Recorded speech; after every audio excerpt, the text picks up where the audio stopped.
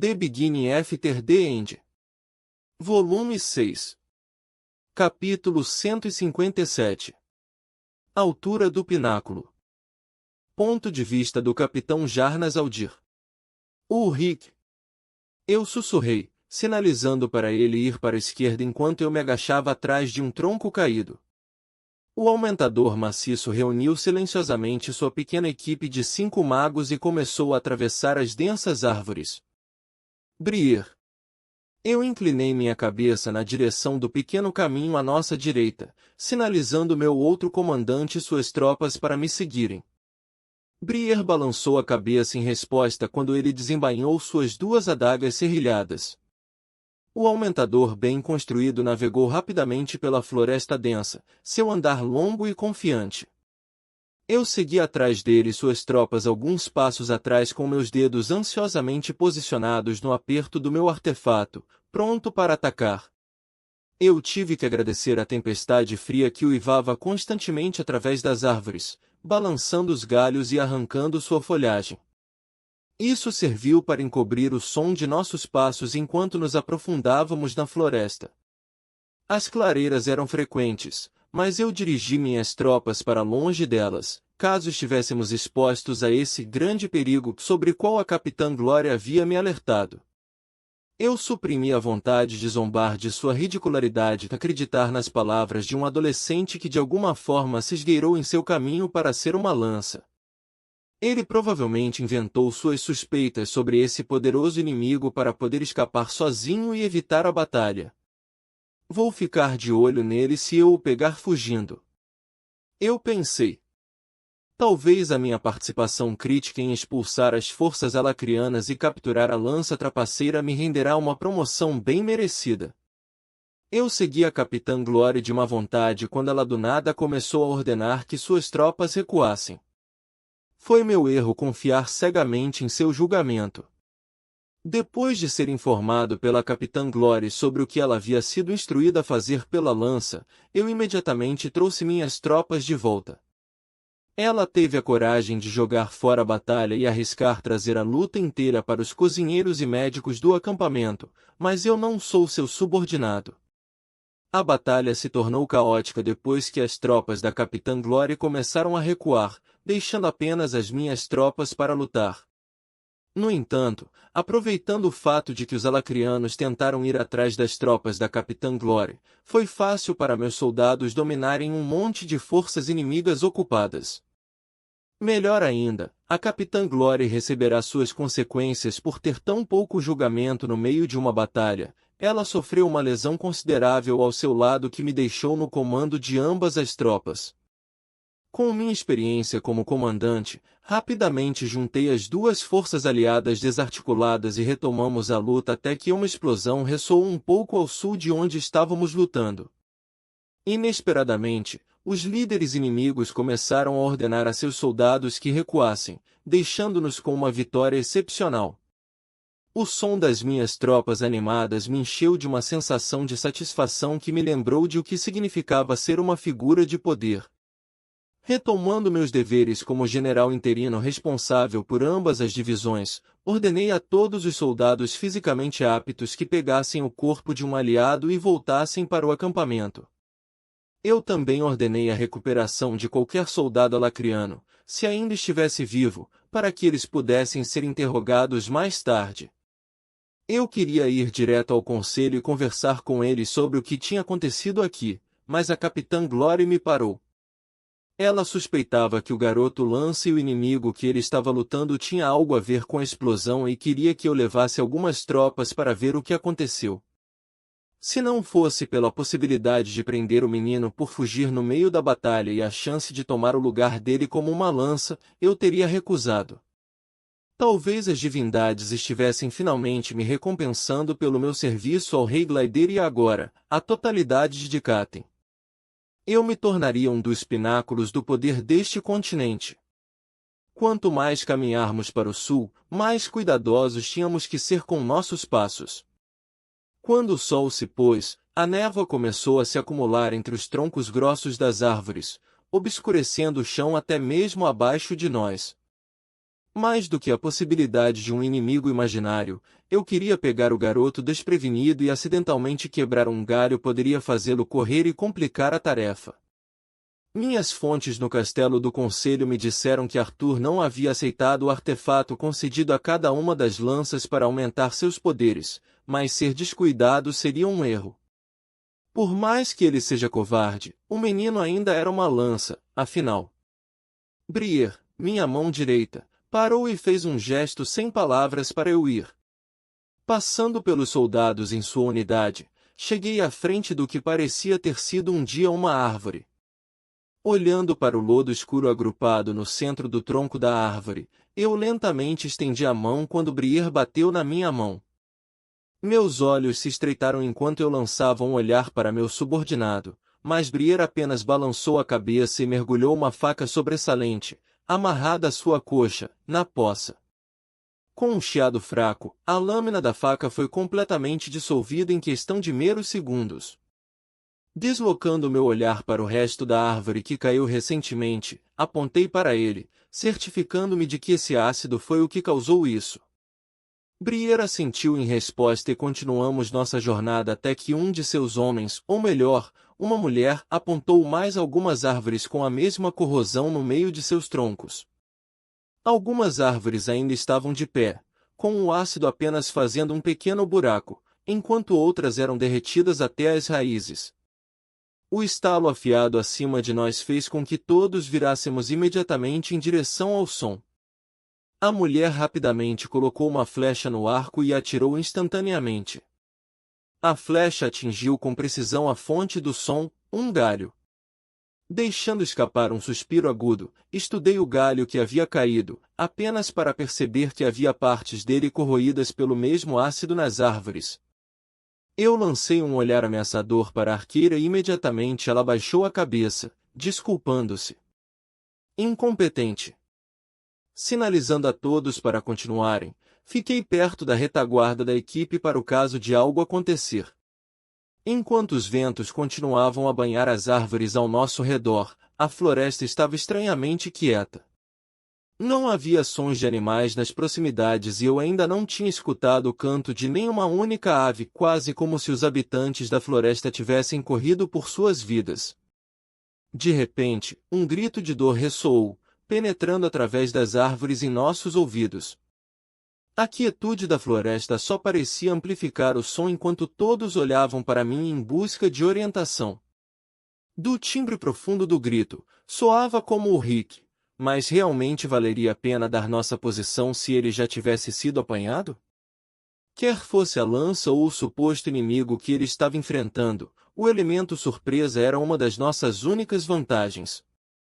Brier, que era amigo íntimo de Ulrich muito antes de se juntar à minha divisão como chefe, olhou para mim com as sobrancelhas franzidas.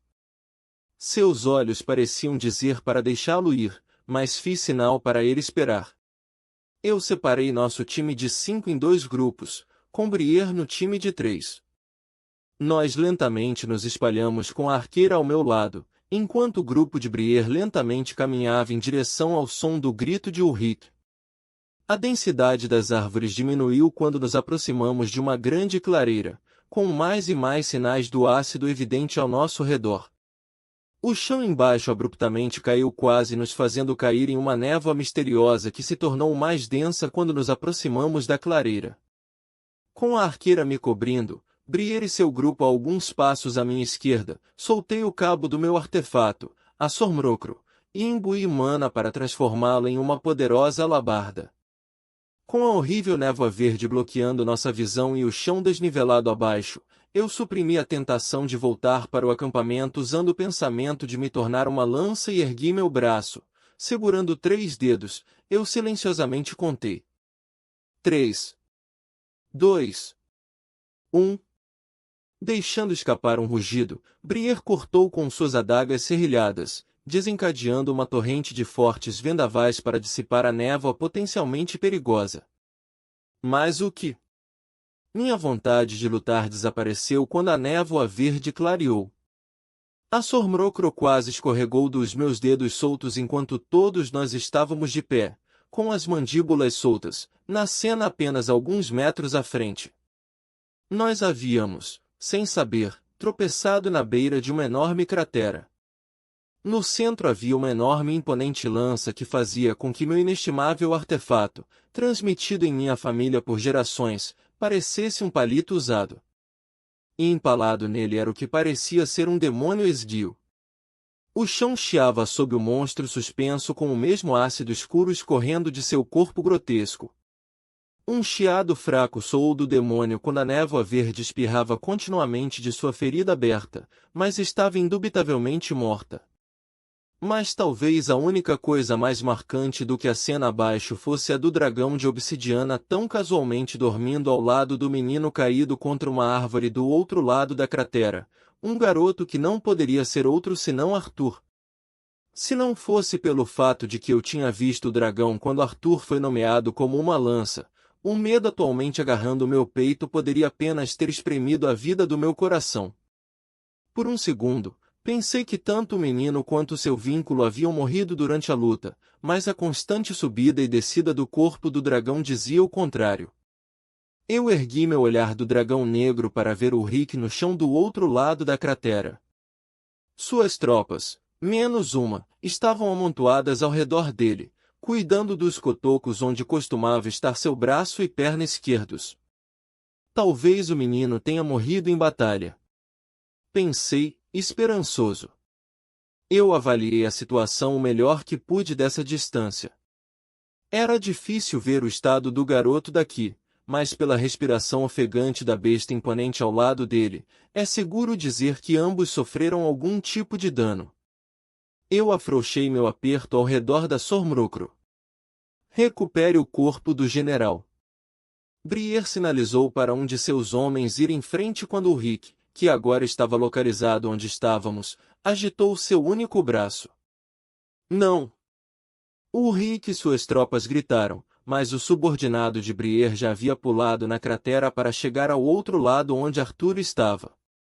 De repente, assim que o subordinado de Brier passou correndo pelo demônio esguio, um tentáculo sombrio emergiu de seu corpo, apertando seu tornozelo. O soldado uivou de dor, mas ao invés de puxar seu corpo, o tentáculo cortou seu pé que estava protegido com mana, enviando-o para o centro da cratera. O braço do soldado aterrissou dentro da poça de lama verde e quase imediatamente o ácido percorreu sua armadura e carne até não restar sequer osso. O soldado, que estava gritando em agonia, embalou o coto de seu braço quando o tentáculo que o agarrou mais cedo arrastou o resto de seu corpo para a poça. Ficamos ali em silêncio, horrorizados. Os únicos sons vinham do ácido que passava pelo corpo do soldado e a arqueira vomitando atrás de mim. Não chegue perto daquele monstro! O Rick bufou com sua voz abafada pela dor. O general disse que não atacará se você mantiver a distância. O que está acontecendo? Eu rugi, perdendo a compostura. Dê-me um relatório. Nós não sabemos exatamente, capitão. Uma das tropas de Ulrich cuspiu. Sentimos flutuações de mana nas proximidades, de modo que exploramos a área quando o comandante Ulrich e Esvin escorregaram e caíram na cratera. O comandante Ulrich foi capaz de sair, mas Esvin... Esse monstro ainda está vivo? Eu perguntei, dando um passo para trás no caso de outro tentáculo brotar de seu corpo. Não, não está. Eu virei rapidamente minha cabeça em direção à fonte da voz rouca, apenas para ver que o menino estava agora acordado. Você! Eu levantei a Sormrocro, apontando para Arthur. Você tem alguma coisa a ver com isso? Com a morte daquela retentora? Sim. Seu olhar permaneceu duro e vós também. Com as mortes dos seus soldados? Isso seria por causa dos feitiços de defesa automática daquela coisa que ainda estão ativos, mesmo depois que ela morreu. Eu podia sentir minhas bochechas queimando de vergonha enquanto o garoto falava comigo como se eu fosse um idiota. Por que você não os ajudou então, ou nos advertiu? Eu sinto muito. Você queria que eu colocasse uma placa de advertência? O menino zombou. Francamente, estou tendo dificuldade em me manter consciente. Imagine avisar magos que obviamente não queriam ser encontrados. General Arthur, você estava sob suspeita de fugir em batalha, mas agora que novas informações vieram à tona, pediremos que você venha conosco para que possamos levá-lo ao conselho para mais questionamentos. Eu anunciei, com medo de dar um único passo, apesar da confiança anterior de Ulrich. Eu irei para o castelo por minha própria conta. Neste momento, tenho outros assuntos a tratar. Respondeu o menino, enquanto permanecia sentado contra a árvore. Eu temo que isso não seja possível, general. Eu disse com os dentes cerrados. Informações sobre os líderes inimigos são cruciais e o conselho precisa ser informado imediatamente. Reunindo meu juízo, eu caminhei em direção ao garoto, me afastando do alcance dos tentáculos, quando os olhos do dragão de obsidiana se abriram, congelando cada um de nós à vista. Seu brilhante olhar de topázio me penetrava diretamente, fazendo meu corpo murchar em reflexo. Os olhos do dragão continham uma ferocidade e sabedoria que fez com que cada besta de mana que já venci ficasse parecendo uma boneca de pelúcia. Dê outro passo se você quiser perder a cabeça. O dragão rosnou, mostrando suas presas. E isso fala! Brier gritou, recuando com medo. Segurando a alça da Sormrocro com mais força para suprimir o instinto do meu corpo de recuar, respondi. Minhas desculpas, poderoso dragão. Não temos intenções de ferir seu mestre. Nós simplesmente desejamos trazê-lo em segurança para o conselho e fazer com que suas feridas sejam tratadas. O dragão soprou uma névoa de ar de seu focinho, quase como se tivesse zombado de minhas palavras. Minha promessa ainda permanece, capitão. Se der outro passo. Basta. Arthur cortou enquanto se inclinava contra o dragão para se levantar. Ele deu passos lentos em minha direção, mas não tinha intenção de parar. Ele era bastante alto para alguém de sua idade, de pé apenas alguns centímetros de mim, mas eu não pude deixar de sentir como se ele fosse de alguma forma superior sobre mim. Inconscientemente, meu corpo saiu do caminho de Arthur enquanto passava por mim sem uma única palavra e seguiu para o centro da cratera onde o tentáculo matou um dos meus soldados. Eu amaldiçoei em minha cabeça, não Arthur, mas em mim mesmo por ser tão ignorante. Foi só agora que comecei a perceber a distância entre mim e esse garoto. Fiquei em silêncio enquanto Arthur caminhava com cuidado pelo terreno íngreme. Mesmo quando o menino chegou ao alcance da videira corroída feita de alguma mana misteriosa, o tentáculo congelou e quebrou com o contato.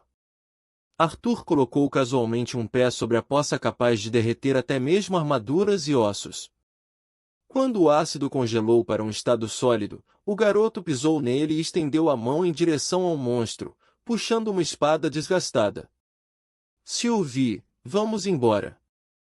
O dragão de obsidiana bateu suas asas, criando uma onda de vento abaixo dele. O dragão pairou sobre Arthur e abaixou o rabo para seu mestre se agarrar. Montado em cima do poderoso animal, Arthur embainhou a espada e olhou para mim com um olhar severo. Traga a Capitã Glória ou alguém capaz de levar o cadáver do inimigo para o conselho. Havia um tom em suas palavras que me faria punir qualquer outra pessoa além dele, mas eu segurei minha língua. O medo ainda persistindo em mim e a pressão esmagadoramente imponente que Arthur irradiava enquanto ele dava suas instruções me fez perder toda a confiança que restava. Ele realmente era uma lança. Eu embainhei minha arma e me apoiei sobre um joelho. Sim, general.